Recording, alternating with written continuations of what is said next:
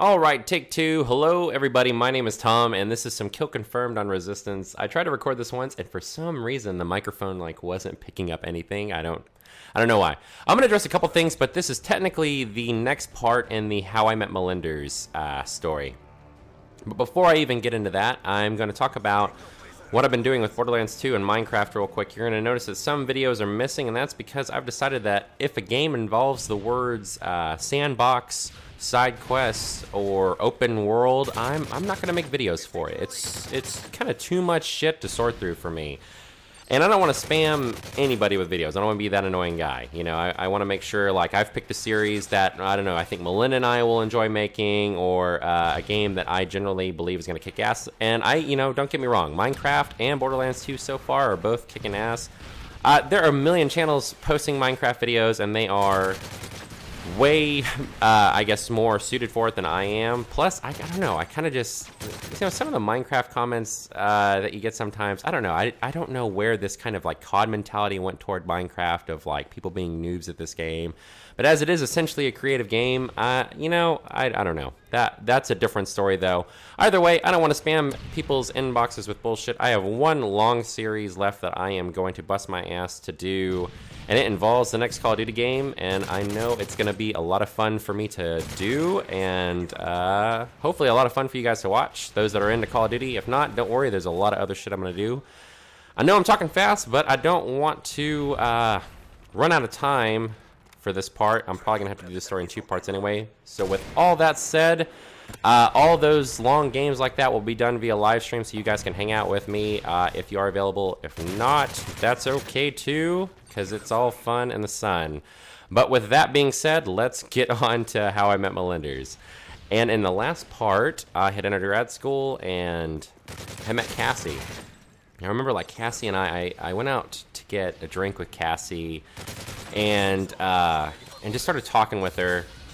And it was real flirty, and that part of, that relationship, whenever things are starting out and you're all flirting and you're wondering if the other person likes you and all that hectic shit that goes on with that's a lot of fun, and at the point in, where I was in my life, I was all into that. I was, it felt good to be in that place again, and Cassie was very nice to look at. And so when you're a lonely ass guy and you're looking for something new and you find this girl that's nice to look at, I don't know, of course you're gonna jump on it, and I mean that in the best way. That kind of sounded dirty coming out of my mouth. I didn't quite mean it to sound like that, but yeah, you're gonna jump on it, and of course, as you know, until I get to Melinders, this jumping on it proves to be a mistake. And with Cassie, it's that we got along great. One thing about Cassie, though, is if you ever date somebody, for me, even being friends with them, it's a big personality flaw to me if you can't ever admit that you're wrong about something. And Cassie had a hard time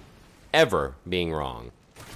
And so any kind of argument that would come up, there were several times where she would just, kind of like a, spoiled brat would just, well, I'm going to take my Tonka trucks and go home kind of mentality. And, at first I would let it really get to me. And then eventually I was just like, well, all right, get your shit and go home, and would let her just leave, and this happened, I think, 3 to 5 times in a relationship where she would kind of pull this. We'd have this kind of small argument and she would escalate it into, I'm going to take my stuff and go home and just, whatever with you.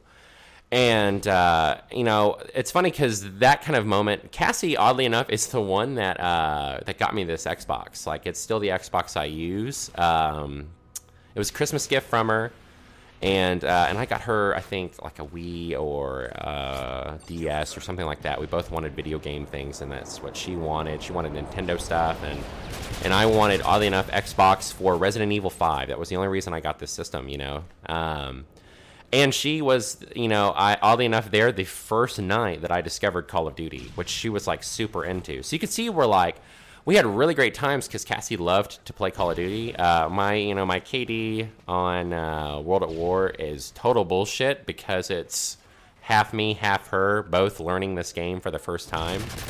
She, oddly enough, half of our arguments during this time was her getting extremely nerd ragey on me for not using the mini map enough. And I'm like, why am I dying from behind? And her, getting pissed that I'm not looking up at that little box in the corner. So shit like that to me is funny. Then again, the way that she could tell you, she was like, it's like dating Hermione Granger. and I don't know if you've ever read Harry Potter, but that was really what it was like. And for those that have, she's a lovely girl, I'm sure, but just kind of a pain in the ass know-it-all.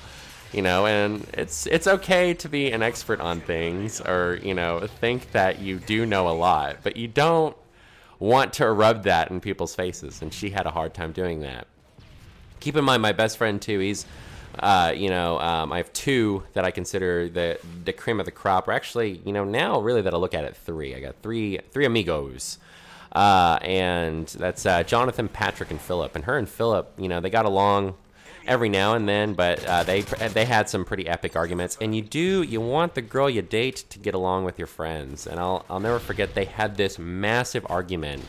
We used to watch Lost upstairs. I lived in this closet that we had converted into a bedroom at this house in Conway, which is like a college town that I grew up in, and we were all sitting up there as wintertime, and her and Philip got into this massive argument over what Deus Ex Machina meant. And I won't, go into the details of that, but it was this awkward position where I knew Philip was right, and that was my exact definition of it. And you don't want to tell the girl that you're dating that she's absolutely wrong, especially if especially I can't even talk. Especially if you know that she's not going to take being wrong very well. But, so little awkward positions like that. I'll never forget, also, there was one time where a friend wanted to borrow a laptop for this project that he was working on. He wanted to use my laptop. And he offered up his laptop, because we were watching TV on mine, to use, to watch Netflix or Hulu. Sorry, I hit the mic there. And, with me, I'm like, hey, yeah, I can continue doing what I'm doing, that's fine. But no, she specifically had to watch the show on my MacBook Pro and could not watch it on his Toshiba laptop, which, shit like that. I can't even get to how ridiculous that sounds, but that was, that's where she was going with that, and so little arguments like that kept building up, and finally we get to this point, at this point we've hit summertime. I'm fast forwarding a lot here, and I'm working at this daycare, and this was a pretty depressing job for me at the time, because I still today don't really like getting up early, and I had to wake up at 5 in the morning to kind of get to this daycare on time. And so I would wake up at 5 in the morning, and her and I sometimes wouldn't be on the best of terms, and she was working at this job that she hated, and having a hard time getting up on time for it, and so she would get really pissed at me because she wasn't waking up to her alarm clock, because it was my duty to get her up on time, and we had several arguments on that. And even though I'm like, it's your alarm clock, and it's still today, I have trouble hearing those things sometimes, but that is beside the point. So I'm working at this daycare, and we've had problems, and we have this one epic argument about some stupid shit, because that's always what it's about. Every breakup, I think, in the past, it's always been some ridiculous argument that really shouldn't have escalated until it does get to the point where one of you decides, what, fuck this, and you're going to really push the issue because you're just so sick and tired of arguing over stupid crap with somebody. At least that's where it got for me. It was depressing to do this. And so, we have it out, and, this time I'm not backing down. I'm pushing these issues, and she gets up and does that Tonka Chuck thing where she's going to go home, and, we don't talk for a couple of days, and I have to take the class that the class that I'm teaching to see Ice Age 2 because it's the summertime, and I get this voicemail from Cassie with what I thought at the time was bad news. So next time we'll talk about what that bad news was, quote unquote, because it ends up being really good news for me. And Also, you now know why I think Ice Age movies are the absolute worst pieces of shit to ever come out into theaters. You should never watch them or let children watch them ever. But with on that note, guys, all joking aside, I'm going to awkwardly say bye here. I hope you enjoyed the gameplay. I hope you enjoyed the commentary. More stuff soon, I promise. And I am out of here. Bye, guys.